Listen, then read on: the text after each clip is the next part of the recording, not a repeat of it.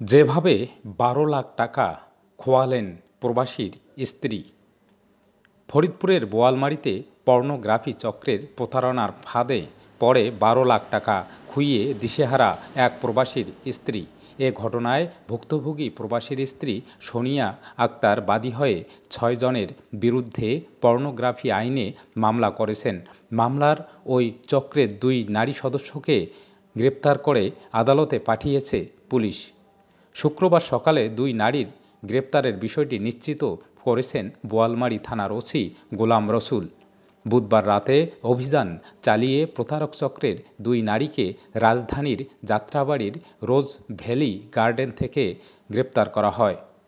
গ্রেপ্তারকৃতরা হলেন ফরিদপুরের আলফাডাঙ্গা উপজেলার সিকিপাড়া গ্রামের দেলোয়ার হোসেন মোল্লার মেয়ে কাকলি বেগম এবং পার্শ্ববর্তী গোপালগঞ্জ জেলার কাশিয়ানী উপজেলার আদর্শ গ্রামের মোহাম্মদ ইউসুফ খানের মেয়ে তানিয়া খানম। মামলা ও এলাকাবাসী সূত্রে জানা যায়, বোয়ালমারীর গুনবহা ইউনিয়নের হরিহরনগর গ্রামের মালয়েশিয়া প্রবাসী মিলন শিকদারের স্ত্রী সোনিয়া আক্তারের শ্বশুরবাড়িতে সম্পর্কে বেআইন হওয়ার সুবাদে আসা যাওয়া করতেন প্রতারক তানিয়া খানম।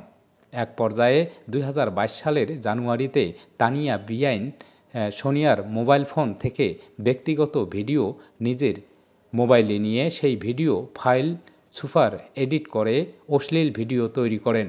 এরপর থেকে ওই ভিডিও সামাজিক যোগাযোগ মাধ্যমে ছড়িয়ে দেওয়ার ভয় দেখিয়ে সোনিয়ার কাছ থেকে বিভিন্ন সময়ে ব্যাংক ও বিকাশের মাধ্যমে ১১,৭০,০০০ টাকা হাতিয়ে নেয় প্রতারক চক্র। তাদের হাত থেকে রক্ষা পেতে সোনিয়া ২২ ডিসেম্বর বোয়ালমারী থানায় একটি মামলা করেন। মামলার পর বোয়ালমারী থানার উপপরিদর্শক শামীম দেওয়ানের নেতৃত্বে পুলিশের এক টিম অভিযান চালিয়ে বুধবার ঢাকার যাত্রাবাড়ির রোজ ভ্যালি পার্ক থেকে ২ আসামি কাকলি বেগম ও তানিয়া খানমকে গ্রেপ্তার করে। এ সময় পুলিশের উপস্থিতি টের পেয়ে আরেক আসামি বদিউল আলম তুহিন পালিয়ে যায়। প্রতারক চক্রের বাকি আসামিরা হলেন বোয়ালমারী উপজেলার গুনবহা ইউনিয়নের হরিহরনগর গ্রামের মোহাম্মদ মফিজুর রহমানের ছেলে সেলিম খান ওরফে সুমন শিকদার, তার স্ত্রী ফারজানা বেগম, একই ইউনিয়নের নয়নীপাড়া গ্রামের মুক্তার মোল্লার ছেলে মুজাহিদ এবং কুমিল্লা জেলার মুরাদনগর উপজেলার ঘোড়াশাল গ্রামের শাহ আলমের ছেলে মোহাম্মদ বদিউল আলম তুহিন। তারা সবাই পর্নোগ্রাফি চক্রের সক্রিয় সদস্য বলে জানা গেছে।